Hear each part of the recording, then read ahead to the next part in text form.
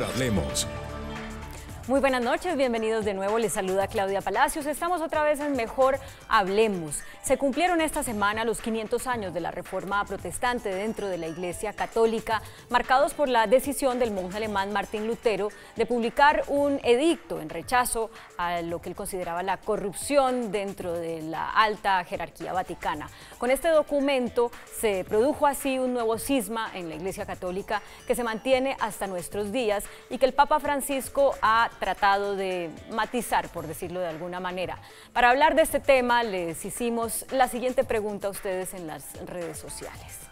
¿Quiénes son mejores cristianos? Opción A, los católicos, opción B, los protestantes. Ustedes saben que pueden escribirnos sus comentarios y decirnos otras opciones que vamos a ir poniendo esos comentarios en pantalla para que todos los puedan leer. Y también nos acompañan como panelistas Sigifredo Daniel Buitrago, que es obispo de la Iglesia Luterana, pastor de la Iglesia Evangélica Luterana del Redentor. Lorena Ríos, ella es coordinadora nacional de asuntos religiosos del Ministerio del Interior. David López Amaya, que tiene un doctorado en estudios políticos de Flaxo, sede Ecuador, es historiador y magíster en historia de la Universidad Nacional, ministro ordenado del Concilio Asambleas de Dios en Colombia e investigador sobre el protestantismo en Colombia. El padre Jorge Enrique Salcedo Martínez, doctor en Historia de la Universidad de Oxford, profesor asistente del Departamento de Historia y Geografía de la Facultad de Ciencias de la Pontificia Universidad Javeriana, además de profesor de Historia de la Iglesia y de Historia de Colombia del siglo XIX. Y José David Cortés Guerrero, profesor asociado del Departamento de Historia de la Universidad Nacional de Colombia y doctor en Historia del Colegio de México. Muchas gracias a los 5 por acompañarnos esta noche. Les traslado la misma pregunta. ¿Quiénes son mejores cristianos, los católicos o los protestantes? Pues yo me imagino su respuesta, ¿no? No, yo creo que tanto en católicos como en protestantes o evangélicos hay buenos cristianos y hay regulares cristianos y hay algunos muy malosos. En todos. Una pregunta técnica. A los pastores de la Iglesia Evangélica se les dice pastor, no se les dice padre, ¿no? ¿O cómo me refiero a usted? En nuestra iglesia luterana pues tenemos arzobispos, obispos, pastores. Aquí en Colombia nos dicen pastores, en Finlandia, que es todo luterano, nos dicen sacerdotes. Sacerdotes. Sí, cómo no. Pero aquí pastor. Aquí pastor. Para mí es mejor pastor. ¿Así se siente usted cómodo? Sí. Yo me siento cómodo diciéndome pastor. Bueno. Lorena Ríos, no pretendo que usted, siendo el Ministerio del Interior, me vaya a decir si son mejores cristianos los unos o los otros, pero sí desde la experiencia de lo institucional, de cómo trabajan con ellos para garantizarles este derecho que les dio la Constitución, sí, de ser Colombia un país aconfesional. ¿Usted qué es lo que está viendo? Estoy viendo que los miembros de las iglesias y los líderes religiosos y los miembros de las iglesias están cumpliendo un papel muy importante en la transformación de las comunidades, están acompañando en atención de todas las problemáticas sociales, están ayudando a formar procesos educativos, están ayudando a generar cambios incluso en la cultura. Son aquellos que están incluso en espacios donde como Estado no llegamos. Así que si se pregunta si los católicos o los protestantes son buenos o no cristianos, quiero decirles que todos en conjunto aportan y construyen comunidad y sociedad. Bueno, David López Amaya, le hago la misma pregunta que a todos, pero también que al pastor. Usted, que es ministro ordenado del Concilio de Asambleas de Dios en Colombia, ¿me refiero a usted como ministro? Pastor, puede o ser. También como pastor. Puede ser pastor, sí. Entonces, pastor David López Amaya. Bueno, los mejores cristianos pienso yo que son aquellos que son fieles al mensaje de Cristo. Y esto se da dentro de la Iglesia Católica como de las iglesias protestantes en Colombia. O sea, se une a la respuesta del pastor Sigifredo. Hay buenos y malos en todas partes. Sí, exactamente. Bueno, padre Jorge Enrique Salcedo. Bueno, yo también diría lo mismo, ¿no, Claudia? Somos, en la medida en que nos identifiquemos y nos configuremos con nuestro Señor Jesucristo, pues en esa medida es nuestro parámetro precisamente para decir si realmente somos buenos cristianos o no, es nuestro Señor Jesucristo, y en la configuración con Él.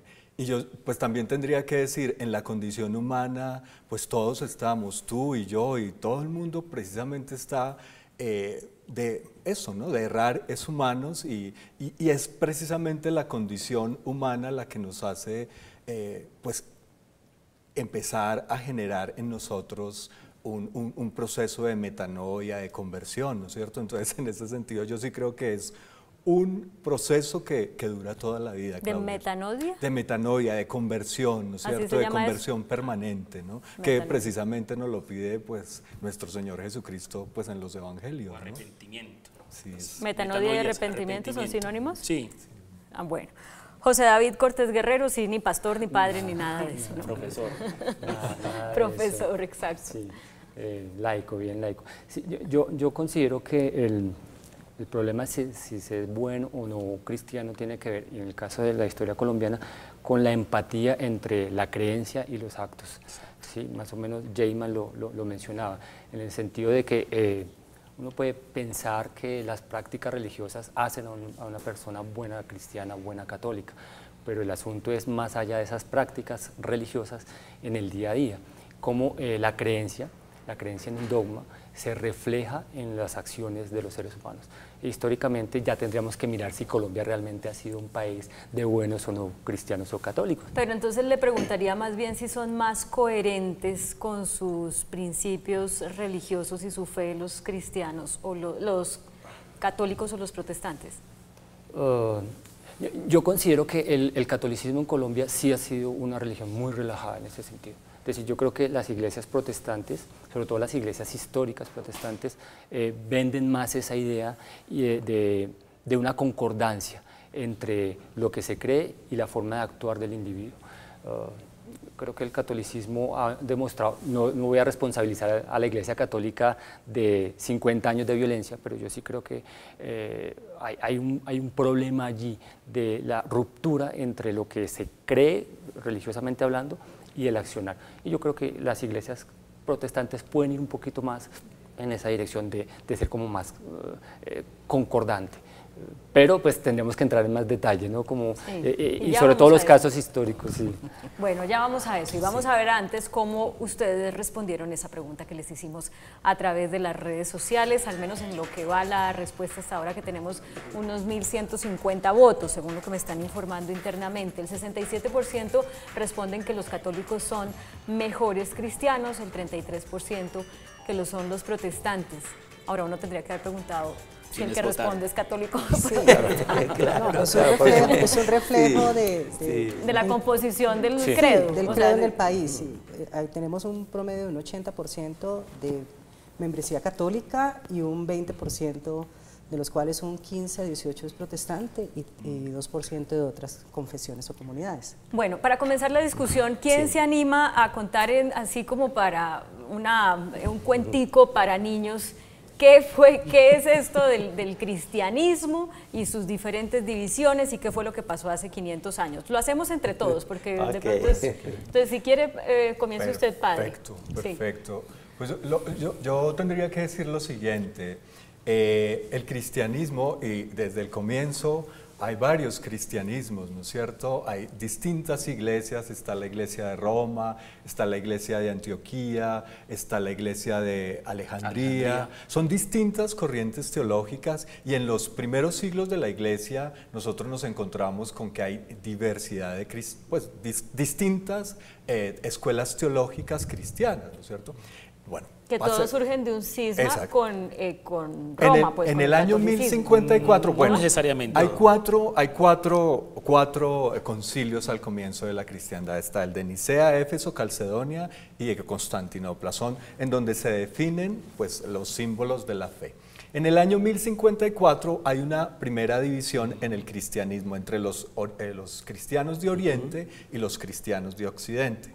En 1517 pues surge esta división en Occidente entre los católicos y pues como Martín Lutero pues según la leyenda coloca las 95 tesis en la iglesia de Wittenberg y pues es como el comienzo de esta reforma en la iglesia con Martín Lutero. Yo te hago una aclaración, Claudia, Martín Lutero no es monje.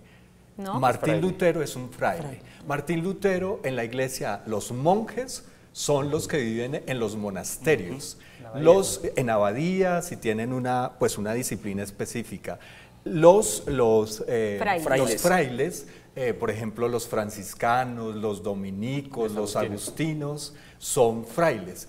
Martín Lutero era un fraile nace en 1483, ¿no es cierto? Y era agustino.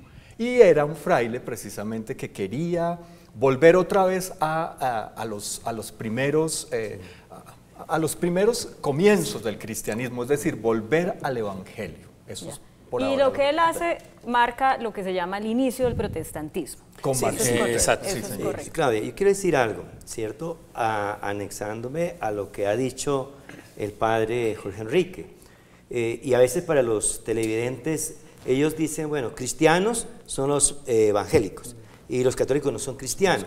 Y muchos piensan que solo cristianos son los católicos, nada más. Y siempre para la gente sencilla hay que explicarle que hay dos ramas grandes del cristianismo, la rama de Oriente y la rama de Occidente. La rama de Oriente es la que tiene la liturgia en griego, como la iglesia ortodoxa en Rusia, como la iglesia copta en el Cairo, que sufrió precisamente persecución y mataron muchos de los hermanos cristianos coptos, ¿cierto? Que esa es la iglesia que tiene la liturgia en griego. Ahora, la iglesia cristiana de Occidente, que es la que nosotros conocemos como católico romana, ahí es donde surge la rama del protestantismo en 1517, cuando Lutero clava las 95 tesis, que las tesis era puesta para un debate con los... No para crear otra rama del él catolicismo, nunca sino quiso que hacer otra iglesia. Se estaba quejando. Sí, Lutero que nunca quiso hacer otra crítica. iglesia, nunca. Él quiso es que lo que dijo el padre Salcedo. Jorge Enrique, que se volviera, por un lado, a los principios cristianos apostólicos, ¿cierto? Y que aquellas cosas que estaban mal en esa época, ¿cierto? Por el abuso de las indulgencias, por el abuso del dinero llevado para Roma, entonces hubiera un cambio, pero él nunca pensó hacer otra iglesia, ¿cierto? Y entonces ahí en la rama de Occidente, que es la iglesia católico-romana, es donde se separa, nace la otra rama que, pues como el Papa excomulgó a Lutero, el Papa León X, y lo consideró hereje y lo puso fuera, entonces ahí surge los cristianos. Entonces, para volver a la pregunta, Claudia, por favor, ¿quién es mejor cristiano? No, yo creo que el cristianismo a través de la historia, y otra cosa que tenemos que tener en cuenta, el cristianismo tiene las raíces en el judaísmo. Nuestro Antiguo Testamento de la Biblia es raíces del judaísmo, y tenemos esas raíces y continuamos con esas raíces. Sí. Entonces, ser mejor cristiano o mal cristiano, yo creo que en todas las ramas del cristianismo, desde el judaísmo, vemos que hombres y mujeres de Dios fueron muy consagrados a Dios y dieron un testimonio, porque ser buen cristiano se califica es por su manera, por sus actos, ¿cierto? Sí. Y tanto en la iglesia de Oriente como de Occidente, hombres y mujeres muy piadosos. Pero para seguir hablándole, como usted dice, como usted llamó, a la gente sencilla. Sí. Otras personas dirán, pero entonces los evangélicos que vienen siendo, y los menonitas y otras denominaciones que vemos que se practican en Colombia. Yo quisiera hacer allí un aporte, porque a veces se habla del protestantismo como una rama unificada, monolítica, y resulta que al revisar la historia lo que tenemos son protestantismos en plural, donde la reforma que hizo Lutero fue una vertiente de ese protestantismo, porque también hubo varios reformadores distintos de Lutero, como Juan Calvino, que es prácticamente la reforma calvinista, protestante calvinista. Zwinglio. Hubo otro que llamado ¿Que fue Zwinglio? Antes o después? No, o sea, paralelamente. Simultáneo. Es un movimiento, es un espíritu de época. Claro. Pintémoslo así, un espíritu de época.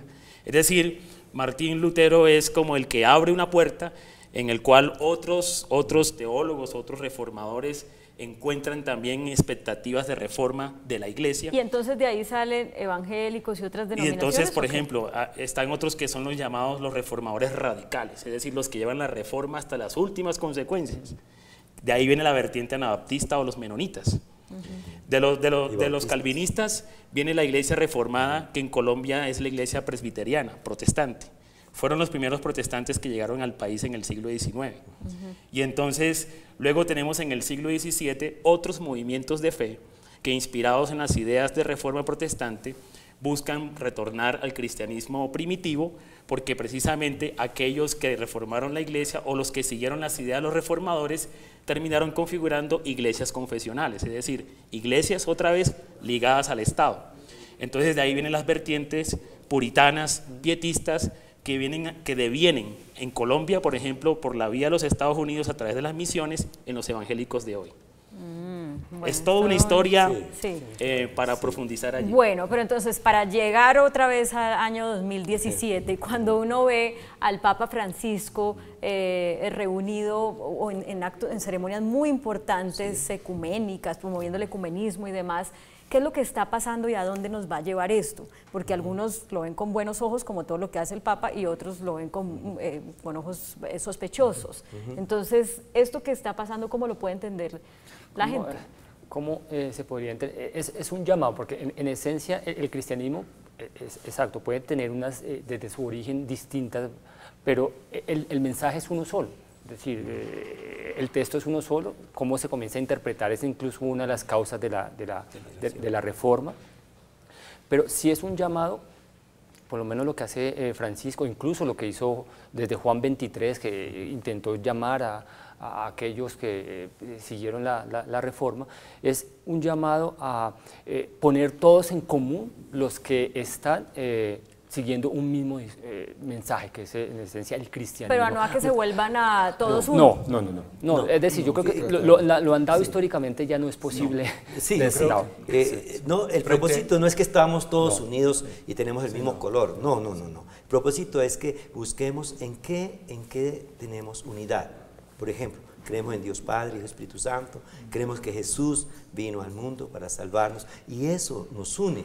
Y entonces más hablemos de lo que nos une que de lo que nos separa, y ya pasamos esa época que nos echamos piedra los protestantes con los católicos, como la violencia del 46, que quemaban capillas evangélicas. Entonces hoy ya a partir del Concilio Vaticano II, con Juan 23, entonces se promueve que lleguemos a un diálogo en las cosas que nos unen.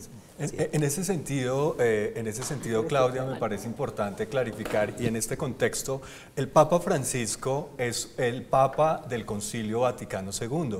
El Concilio Vaticano II fue una reunión muy importante que tuvo la catolicidad en Roma entre 1962 y 1965. El Concilio Vaticano II promovió esto que estamos haciendo ahora, el ecumenismo se llama, eso técnicamente se llama ecumenismo, es el diálogo. Yo estoy dialogando aquí con el obispo de la iglesia luterana, estoy dialogando acá con el pastor. Eso se promovió gracias al Concilio Vaticano II, y en el Concilio Vaticano II hay un decreto que se llama Unitatis Redintegratio, que significa invitemos, es un exabrupto, ahora le venía diciendo al señor obispo luterano, es un exabrupto que nosotros los cristianos estemos desunidos o estemos, digamos, controvertiéndonos, pues porque creemos en nuestro Señor Jesucristo. Lo que está haciendo el Papa Francisco es recoger toda esta tradición del Concilio Vaticano II, en donde la Iglesia Católica, esto que estamos teniendo nosotros hoy aquí, es posible, Claudia, gracias al Concilio Vaticano II. Anteriormente era más complicado, un poco como lo menciona el obispo luterano, ¿no es cierto? Lorena, yo solo les quiero, desde la experiencia como funcionaria pública en estos temas, yo les quiero decir, esta riqueza de discusión es lo que siempre tenemos llamémoslo, en la labor que estamos haciendo,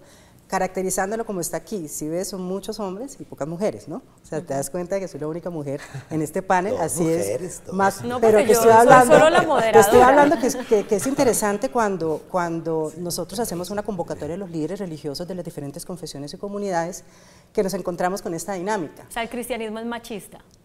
No decirlo así, pero sí hay una tendencia a que haya un acompañamiento en el liderazgo. Y el país. Un acompañamiento de hombres pues, en la toma de decisiones. Pero yo sí quisiera, aprovechando también la experiencia de quienes están aquí, Claudia, nosotros como ministerio estamos promoviendo un diálogo interreligioso, no ecuménico.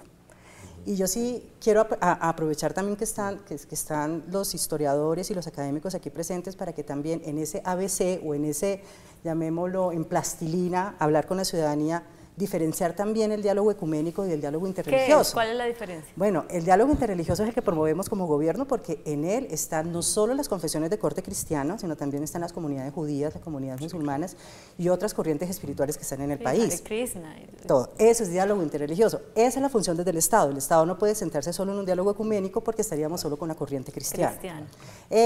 Ha sido siempre nuestra labor y nuestra apuesta común, llamémoslo como Ministerio del Interior, no solo sentarnos en la mesa a dialogar, buscar propósitos comunes, objetivos comunes, sino también fomentar ese diálogo interreligioso. Pero sí quiero que, estamos aquí con expertos, que también la ciudadanía comprenda académicamente la diferencia entre el ecumenismo, y el diálogo ecuménico y el diálogo interreligioso. Pero antes de acuerdo, eso, frente a eso, por ejemplo, el Concilio Vaticano II habla ecumenismo con los cristianos, diálogo interreligioso con los musulmanes, con los que lo ha hecho el Papa también. Incluso el Papa Francisco ha hecho eso, pero no es el único Papa. El Papa Benedicto Pablo XVI VI, está San Juan Pablo II, él se reunió en Asís con todas las confesiones religiosas y con otras religiones. Esa es una práctica que viene precisamente, el diálogo interreligioso es precisamente que viene con el Concilio Vaticano II. Pero hay que hacer una aclaración, padre,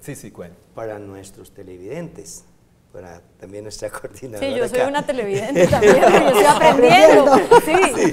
Mire, cuando hablamos de diálogo interreligioso y ecumenismo hay que ser muy claros. En el mundo las religiones se dividen en dos grupos.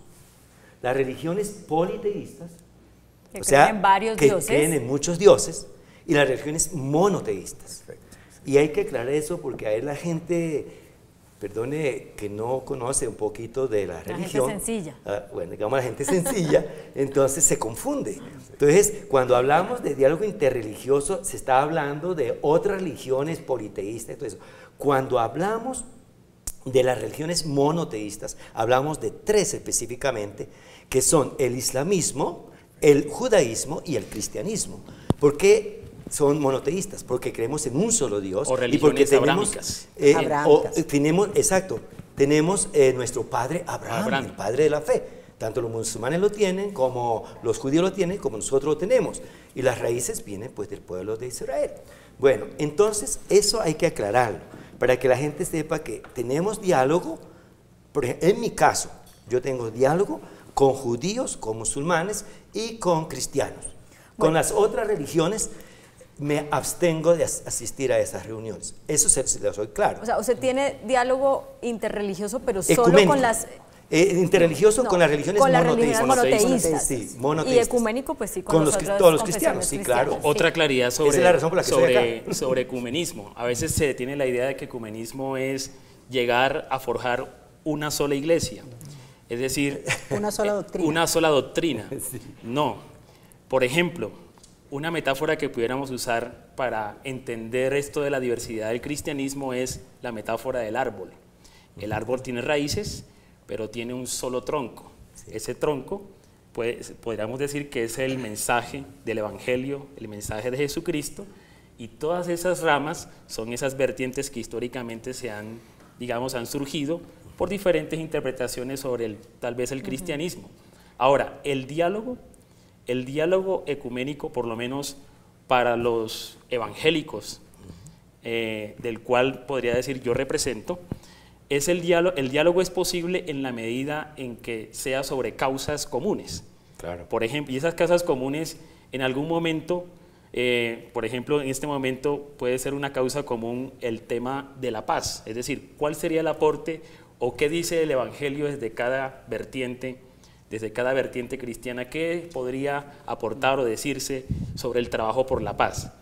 Pero de ninguna manera para nosotros tiene que ver con el diálogo alrededor de la doctrina, porque la doctrina es inherente y es propia de la diversidad cristiana. Sí. Ya vamos a explicar eso. Con un comentario suyo me voy a la primera pausa de comercial.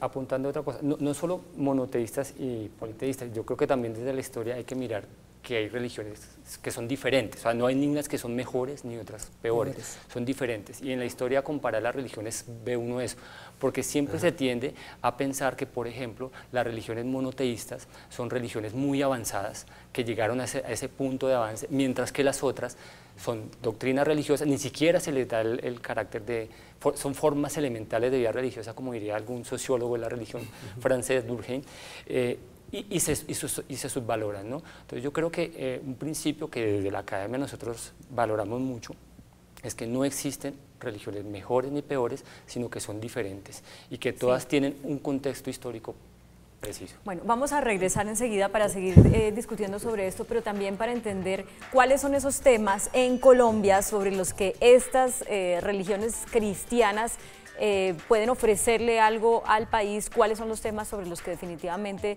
no conversan porque no se van a poner de acuerdo. Ya regresamos en Mejor Hablemos.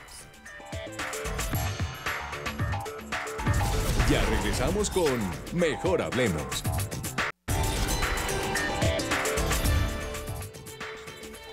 Estaba comentando durante los comerciales, Lorena, que recientemente el Ministerio del Interior hizo una encuesta, ¿no?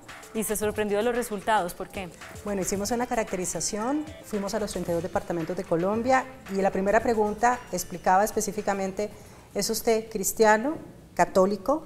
¿Es cristiano, protestante, línea histórica? Y hacíamos una diferenciación de las denominaciones de la línea histórica. ¿Es pentecostal? ¿De cuáles denominaciones? ¿O neopentecostal? ¿Es comunidad judía? ¿Bajo qué denominación? Entonces, todo esto generó que incluso la misma feligresía o los que participaban en nuestro proceso de encuesta, que pertenecían, eran fieles de algunas de las confesiones, muchas veces ni ellos mismos comprendían en dónde se clasificaban. Entonces, así está el debate hoy.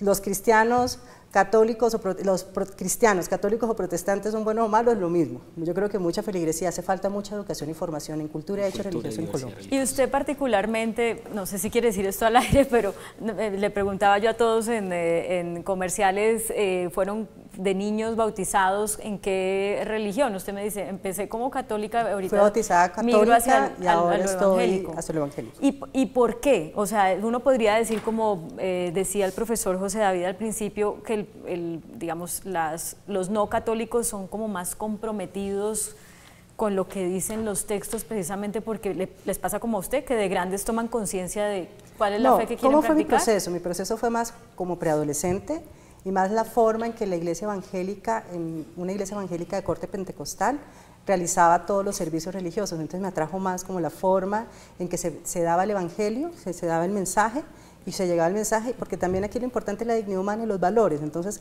esto fue lo que me atrajo a continuar o a seguir desde una línea evangélica. Bueno, esto fue lo que me atrajo.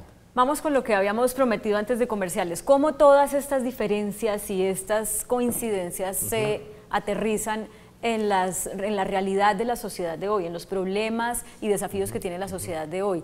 Que si el proceso de paz, que si el aborto, que si la participación de la mujer, ahí cuáles son las diferencias y las coincidencias entre estas religiones, ¿no? O confesiones. Confesiones, porque la religión es el cristianismo. Sí. Mire, yo estoy en estos momentos asesorando a la Conferencia Episcopal Colombiana en un trabajo sobre iniciativas de paz, pues próximamente yo creo, de la Iglesia Católica. Y yo pues tengo que decirle, Lorena, que desde un comienzo la Iglesia ha hecho, y lo decía el obispo luterano, la Iglesia Católica ha estado presente donde el Estado nunca ha estado presente. La Iglesia Católica estuvo presente a través de colegios, a través de hospitales, y sigue presente, por supuesto, sigue presente. Y yo sí creo que la pregunta tuya, ¿a qué estamos llamados nosotros en Colombia? Yo sí creo que en esos espacios donde hemos estado los católicos presentes y ahora están presentes las otras denominaciones cristianas, yo sí creo que tenemos que trabajar en conjunto para superar este conflicto, primero pues de la violencia, ¿no es cierto? Para que seguir pensando que una sociedad como la colombiana, tan inequitativa, tan falta de ética de alguna, pues de nuestra clase política, pues yo sí creo que tenemos nosotros los cristianos que exigir que vuelvan a esto del bien común. La política es el arte del bien común. La política no puede convertirse en un fortín para X o Y partido. Allí los cristianos estamos llamados, católicos, luteranos, pues todos los cristianos, precisamente a hacer presencia pero ese es y a el deber seguir. ser, padre. ¿Se está cumpliendo? Porque, por ejemplo, cuando pasó esto del plebiscito hace poco más de un año, pues veíamos que había divisiones dentro de la misma Iglesia Católica sobre qué era lo que había que decir en los púlpitos, por ejemplo. Y muchas veces lo argumentaban incluso basado en la doctrina, en lo que dicen además los evangelios. Entonces ahí es que voy con el tema de cuáles son las diferencias y las coincidencias respecto a esos temas de la realidad y de la actualidad. Bueno, permítame, Claudia, que dé un pequeño aporte, ¿cierto? Yo creo, personalmente, recibí una buena educación en un colegio luterano, en una universidad luterana, ¿cierto? En un seminario bautista, tengo de otra confesión bautista, con buenos valores. Y yo creo que eso es lo mejor que las iglesias cristianas debemos aportar, los valores, una ética, precisamente viendo todo esto que está pasando con los jueces y todo eso. Entonces, ¿dónde están los valores? Y creo que tenemos que insistir en una educación con valores. Y como hoy en día se quiere quitar la religión de los colegios por la libertad, entonces también los valores se están perdiendo. Tenemos que insistir en los valores de la justicia, de una vida íntegra y también ahora pero que estamos... perdóneme, lo voy a interrumpir porque Sí, es que la tranquilo. pregunta es más, vamos a más concretos en cuáles son las diferencias y las coincidencias entre las propias iglesias respecto a los desafíos de la realidad que tiene un país yo como quisiera Colombia. aportar ahí en ese tema. Por ejemplo, en el caso de las iglesias cristianas evangélicas, la opinión pública pues también se dio cuenta que había diferencias en torno a si se apoya o no se apoya el proceso de paz entre gobierno y las FARC. Y una de las razones por las cuales había esa diferencia no era tanto en si se quiere la paz o no, porque en eso todas las iglesias evangélicas y creo que todas las iglesias que derivan del cristianismo estarían de acuerdo en la paz como un bien superior de toda sociedad. Amén, sí. El problema está o la diferencia está en cómo se interpreta o el camino para llegar a esa paz. Entonces, por ejemplo, para un sector de las iglesias cristianas evangélicas, el acuerdo de paz entre gobierno y FARC involucraba temas que en definitivas, digamos, ponían en cuestión algunos ideales de familia, por ejemplo, que tienen y profesan las iglesias evangélicas basados en la tradición cristiana. Entonces, mientras que otras iglesias dijeron no, por encima de esa diferencia vamos a apostarle a la paz y votaron sí al plebiscito. Digamos que ese sería un buen ejemplo de cómo un tema que es la paz, que supuestamente puede vincular a todas las religiones, porque todas las religiones estoy seguro que estarían interesadas en la paz, a la final en nuestra sociedad y en nuestro proceso político actual lo que hizo fue generar una división. Sí, yo quisiera, José David, que usted que en comerciales dijo que es desvinculado del catolicismo, sí. Pues, nos dé esa respuesta vista desde ese desvinculamiento. Desde afuera, yo creo que el problema, independientemente de las creencias de cada individuo, es que infortunadamente nosotros hemos construido, voy a llamarlo cultura, una cultura de negar al otro. Es decir, Jayman colocaba un ejemplo. Algunas iglesias, denominaciones cristianas, no apoyaron el plebiscito, dijeron, se apoyaron mejor el no, porque no tenían o estaban en contra de algunas ideas contrarias a la familia. ¿Sí? Entonces, aquí se tiene una idea de familia, padre, madre y dos o tres hijos. Eso va en contra de un principio básico que es la ciudadanía. Es decir, nosotros estamos negándole al otro la posibilidad de unos principios y unos derechos básicos. Lo mismo pasa con el aborto, lo mismo pasa con la eutanasia, lo mismo pasa con el derecho a decir en muchas cosas, la homosexualidad, si los homosexuales pueden adoptar o no. Si no se rompe eso, la posibilidad de aceptar al otro, muchas cosas que tienen que ver con la ciudadanía van a fracasar. Porque es que a la ciudadanía nosotros le estamos poniendo apellidos. Entonces, es ciudadano católico, es ciudadano luterano, es ciudadano de las asambleas de Dios, es ciudadano judío. No, si nosotros le quitamos esos adjetivos, podemos construir un escenario en el cual todos nos entendamos en unos principios básicos. Pero las iglesias de confesión, o sea, las iglesias cristianas o las confesiones de la iglesia cristiana, pues son muy parecidas en eso que usted acaba de mencionar, ¿o no? O sea, ninguna dice que sí al aborto, ninguna dice que los homosexuales... Yo tengo un ejemplo histórico, como historiador. Durante mucho tiempo las iglesias, las denominaciones no católicas cristianas, en el país fueron perseguidas incluso por la misma Iglesia Católica y con un discurso contrario a ellos. Con una apertura religiosa, llamémoslo así, desde 1991, aunque eso venía de un tiempo atrás, se les reconoció, incluso el Estado... Tiene razón de ser a partir del 91. Exacto, el Estado les permite estar allí. Se vinculan. Ellos fueron, llamémoslo así, perseguidos. Tienen una historia de persecución, incluso el protestantismo desde su origen fue perseguido, la Inquisición católica persiguió al protestantismo. Cuando ellos están en el espacio de los aceptados, construyen un discurso, no todos, unos cuantos, construyen un discurso de persecución y rechazo. Entonces eso por lo menos históricamente no tiene coherencia. Yo fui perseguido, yo debo saber lo que se siente ser perseguido, porque cuando estoy vinculado o cobijado por la ley, construye un discurso para perseguir a los otros, cuando yo he sido víctima de esa persecución. Yo lo llamo de esa forma. Entonces, claro... Sí. Pero entonces el punto es, si más o menos van todos como para el mismo lado en materia de unos principios de familia, del bien común, del bien común, ¿en qué es lo que no se ponen de acuerdo? Porque uno puede imaginarlos a todos ustedes defendiendo la vida, la familia tradicional, etcétera, pero ¿en qué es lo que definitivamente ustedes no pueden conversar o no pueden llegar a acuerdos? Bueno, hay varios factores. Uno, que no estoy de acuerdo, es que algunas iglesias evangélicas se afilian a cierto partido político. Y la iglesia luterana es muy clara en eso. En la iglesia todos los creyentes tienen la libertad de escoger el partido político que ellos quieran. No es prohibido para nosotros luteranos llevar un político al púlpito.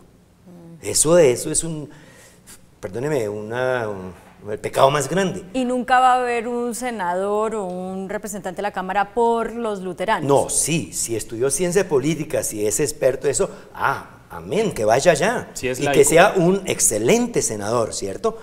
Pero no porque es luterano allá, entonces tiene que todos los luteranos votar por él. No, porque la iglesia es abierta para todos. Y eso sí pasa en el evangelismo. Estamos de acuerdo. Y hay allí. iglesias evangélicas, sí, por ejemplo, que se apuntan a un político. La denominación que yo represento, también para claridad, sí, no se afilia. De hecho, en los estatutos no se considera la afiliación, se dice que nuestra organización es apolítica o más bien apartidista, es decir, mejor, que no está vinculada a un partido político, porque se entiende de que en las iglesias existe la pluralidad política, es decir, cuando una persona llega a una iglesia, no llega porque es liberal o conservador o del centro democrático, no, llega por una convicción de fe, y uno como ministro debe respetar, digamos, la afiliación política de la persona, porque por encima de eso está la vinculación de fe. Por eso me atrevo a decir que por lo menos en la organización a la que pertenezco no habrá. Pero entonces cada pastor evangélico puede definir si se mete en política o no y hace sus estatutos. El mundo evangélico es diverso, no hay un gobierno centralizado hablando eclesiásticamente. O sea, no hay un papa. Es decir, no hay un papa. Hay denominaciones que se rigen por cuerpos colegiados, pero hay lo que llamamos iglesias evangélicas independientes. Y allí las iglesias evangélicas independientes se rigen por el criterio del pastor, ¿no? Del pastor que esté pequeños allí. Papas. Yo diría pequeños papas, bueno, sí, porque, perdóname, Claudia, unos micropapas. Sí, unos pequeños papas que lo que ellos digan, todos tienen que decirle amén. El pueblo no tiene la libertad, que habló Lutero de la libertad cristiana, ¿no? Entonces ahí se forma una iglesia, mega iglesia, y el pequeño papa allí, todo lo que él diga, todos tienen que decirle amén, y hay que le diga que no, entonces pum, para afuera de la iglesia. Pero no se refleja tanto, porque si no, imagínate cuántos políticos hubieran salido de estas megas iglesias, o sea, en verdad tampoco es proporcional que el líder religioso ahora, de un discurso. Yo quiero hacer un aporte académico sobre el tema. Yo quiero hacer un aporte a aterrizar. Si nosotros somos parte de nuestro país, que es hermoso, porque la gente cuando no conoce el exterior piensa que el exterior es mejor, y no. Cuando uno va al exterior se da cuenta que tiene un país muy hermoso. Pero ¿qué es lo que quería decir? Y entonces ahí, si yo quiero aportar a este país hermoso, entonces yo debo optar por lo que edifica al país, como la reconciliación, la justicia, y debo concientizar con la palabra de Dios a las personas de lo que es justo, de lo que es recto, de lo que, como dice Pablo a los Corintios, en el ministerio de la reconciliación. Y entonces ahora el problema que tenemos con esta pelea, que no quiero nombrar las personas, porque no quiero nombrarlas allá, que, ay no, ahora van a nombrar. ¿Cuál es el problema? Es que no quiero nombrarlo. No, yo no digo que los nombre. ¿Cuál es el problema que tienen que están tratando en de trabajar en la porque, reconciliación? No, porque están en la pelea porque van a coger a unos en el gobierno, van a llegar unos gobiernos que según ellos eran unos matones. Y entonces, ¿cómo vamos a votar por esos matones? Entonces, y es lo que ya lo vimos por la televisión, la pelea. Entonces, yo creo que eso no es reconciliación. Nosotros debemos ser parte de esa reconciliación. Lorena. Porque Bueno, Dios quiere la paz. Quiero decirte algo muy en el punto que tú quieres saber qué pasa. Sí. Porque aquí están líderes y ellos están contando desde su perspectiva como liderazgo, te cuento como Estado. Cuando hicimos todo este proceso y nos sentábamos en la mesa, encontramos que las iglesias y las diferentes confesiones son gestores de paz, perdón y reconciliación por excelencia. Sin embargo, cuando se da la interpretación de los acuerdos de paz, los primeros y los segundos, sí entendíamos que lo que sucedía era más la forma que los liderazgos interpretaban los documentos, y también encontrábamos que hacía falta mucha formación, claridad sobre muchos conceptos y claridad también sobre muchas situaciones que estaban surgiendo alrededor del proceso de negociación. Cuando nosotros hicimos estos procesos, por ejemplo, encontramos que había unas denominaciones, pues la Iglesia Católica siempre ha sido muy juiciosa en estudiar los temas, pero por ejemplo en la línea protestante estaban los menonitas, los presbiterianos y los bautistas estudiando juiciosamente los acuerdos de forma, llamémosla, integral. También desde su doctrina, interpretándolo con su doctrina, con su dogma, explicándolo y tratándolo de llevar en plastilinas, en forma sencilla, a sus feligresías. Pero eso no ocurrió en todas las comunidades, no sucedió lo mismo. Entonces muchas veces por eso se dieron algunas interpretaciones que generaban esos incendios, y algunos pensaban unas cosas y otros interpretaban de otra manera. Y entendíamos, porque tuvimos la posibilidad de sentarnos con todos, incluso con los que decían que sí estaban de acuerdo y no estaban de acuerdo, comprendíamos como gobierno, cuando estábamos en esas mesas, que era necesario aclarar mucho, informar mucho.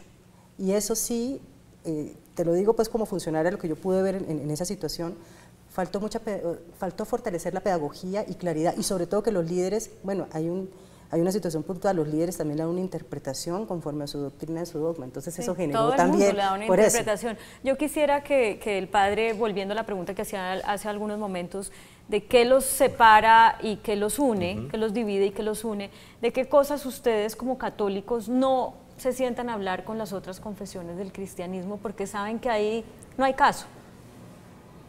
Pues para el caso concreto de Colombia, me sí, de Colombia, no quiero pues que sea el acuerdo de paz necesariamente, que creo que ya lo hemos explorado bastante, sino pues ciertamente ¿qué otras cosas? No, yo ciertamente, y me reafirmo en eso, desde el Concilio Vaticano II la Iglesia ha estado muy dispuesta. Estoy hablando desde hace 50 años, y la Iglesia desde el Concilio Vaticano II que se está implementando, es un poco siguiendo este ejemplo del Papa Francisco, ¿no? El Papa Francisco, cuando era arzobispo de Buenos Aires, antes de ser Papa, pues dialogaba con todas las denominaciones cristianas, con otros, es decir, hay temas, si quiere, pues en temas en moral que pues estamos de acuerdo con las iglesias, pues la Iglesia Católica, pues hay una defensa, pues nosotros hay una defensa, estamos en contra del aborto, pues todos estos temas morales, ya hay una doctrina y está el catecismo pues en la Iglesia pues católica, y hay unos fundamentos morales pues que tiene la Iglesia. Yo diría que lo que estamos buscando en estos momentos es precisamente cómo construir, ¿no? Yo sí Por creo eso, que entonces, cómo ¿por qué hago esta construir. pregunta? Porque a lo que voy es a que seguramente son más parecidos de lo que todo el mundo se imagina, y es una cuestión mucho más de forma, de que lo que usted decía hace algún momento, es que yo me sentía más cómoda como con la manera como el pastor evangélico celebraba y se acercaba a la gente y demás, pero al final de cuentas, las diferencias ¿Es el mismo Dios? de doctrina, ¿en dónde están?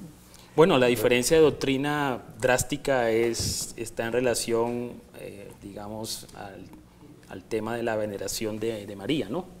Es decir, en el cristianismo, por lo menos evangélico, María no es una mediadora, tal vez, es Jesús. Y digamos que esa es una diferencia, digamos, muy puntual entre evangélicos y podría decirse católicos. Pero eso para efectos de la vida práctica Ahora, no tiene ninguno. No tiene ninguno, exacto. Ahora, yo sí quisiera hacer una pregunta aquí, aprovechar, por ejemplo... Desde el punto de vista histórico puede hacer todo lo que quiera. Sí, pero este no es el espacio, digamos, porque se sabe que hay unas diferencias doctrinales y sobre eso no va a haber acuerdo, porque eso es lo que define la identidad de cada denominación. Pero sí quisiera hacer una pregunta, padre, el tema de la libertad religiosa en Colombia, porque resulta que los evangélicos, para los televidentes, los evangélicos en Colombia, como el profesor José David muy bien lo decía, vienen de una historia de marginación social, religiosa y política, que eso se comienza a corregir, o prácticamente es con la apertura de la nueva de la Constitución del 91, donde se establece la libertad religiosa y de cultos, y permite entonces que los cristianos, o por lo menos los evangélicos, comiencen a mostrarse entre la sociedad como los cristianos, y comiencen a tener un papel, digamos, válido y legítimo en la sociedad. Hágale la pregunta que tenemos que ir a comerciales para que él la responda. ¿Qué ha hecho la Iglesia Católica, por ejemplo, para promover, animar y apoyar todo el fortalecimiento de la libertad religiosa y de cultos en términos de igualdad? Bueno, piensa la respuesta y cuando regresemos después de esta pausa, el padre la va a responder. Ya regresamos. Ya regresamos con Mejor Hablemos.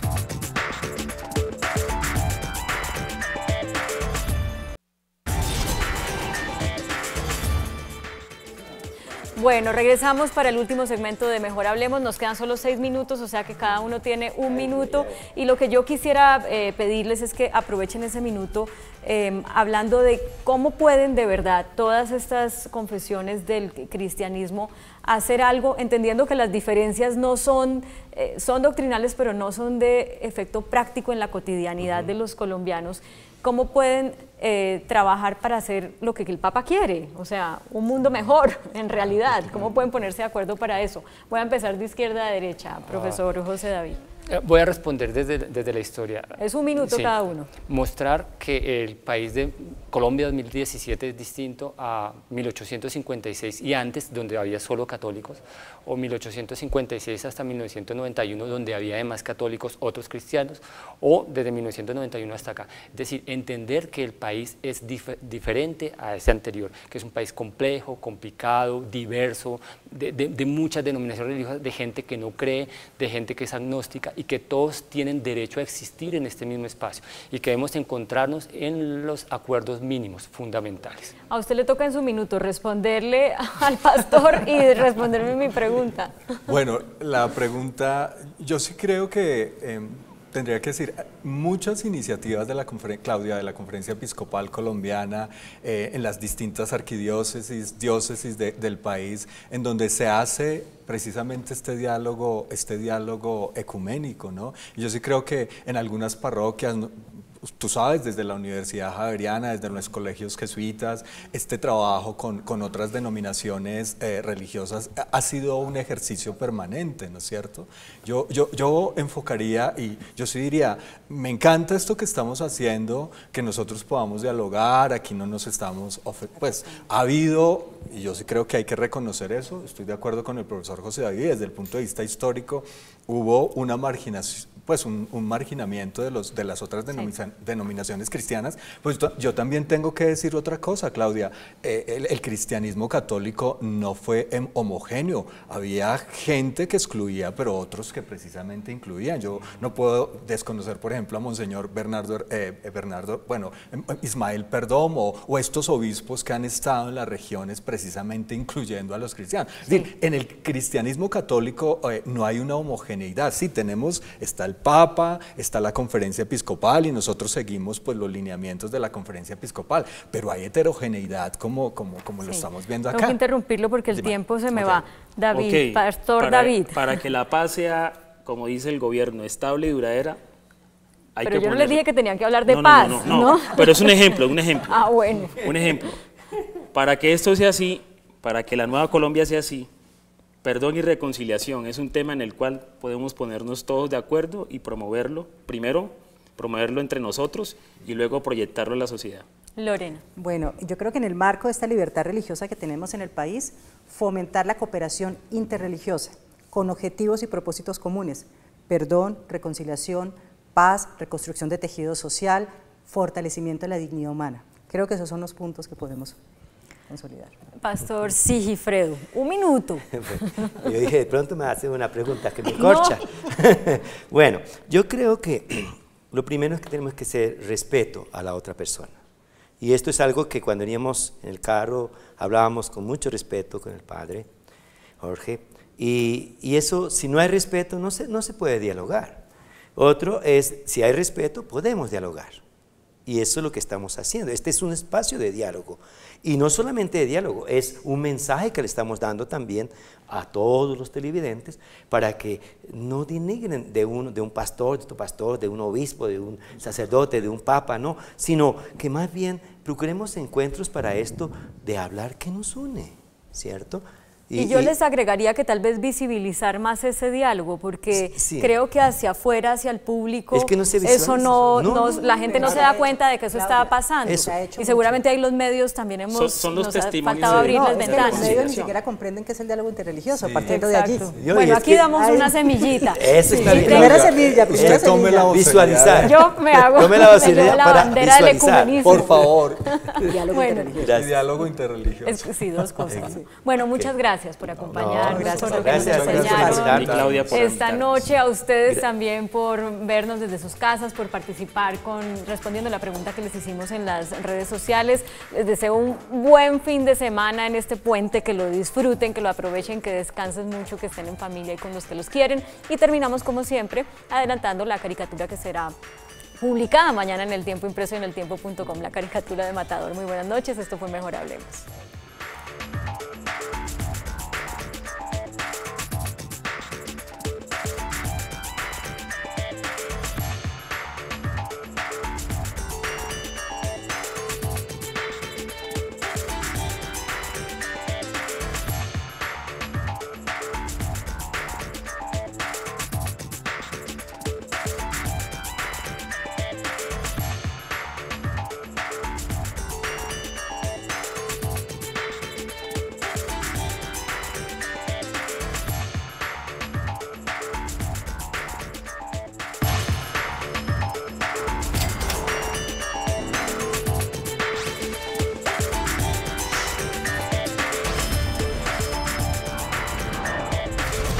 Mejor Hablemos.